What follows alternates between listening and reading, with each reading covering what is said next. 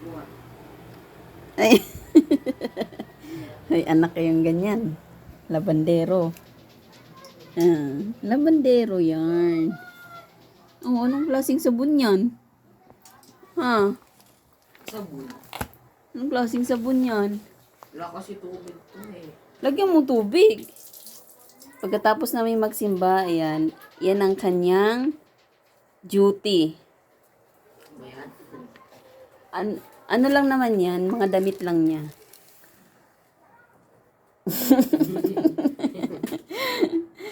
Oh, ba't nilapag mo? Dito lang sa timba. Ano yun? Kapit. Pero yung mga damit niya, ang ginawa ko, nakababad na yan kagabi pa. Nakababad ng Tide powder. Tide, beke naman. Yes, mo dyan. No. Ay, open mo yung sabon. Ano yun? Hindi ko to kaya. Hindi mo kaya? Be, Lapit kamay ko. hawak mo. Ano kakainin ko to? Pwede rin. Hawak mo. Lakasan mo naman. Loves. Sige. Teka lang, itayo mo. At ako'y nahihirapan. Itayo mo, sir. Ayan o. Ganun lang naman yan. So easy.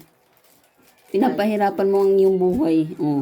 See? Ito ngayon pinapahirapan ko. Dito. May anak kayong ganyan, masipag. Alam mo, mag-start siyang naglaba, 3 years old. Mga damit lang din, pero iilan lang kasi maliit pa siya noon. Pero ngayon, ganyan na siya kadami.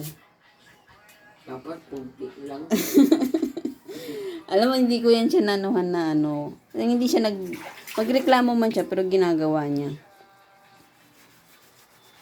Hindi siya yung, yung nakikitang bata na, tumatakbo, lumalayas, pag inuutusan. Ito hindi.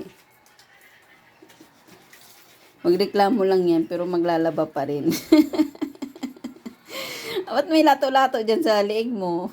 Ano yan? Award? Ayan. Oh, sipag yan. Oh, ano yun? Sige kasi. Sige. Point.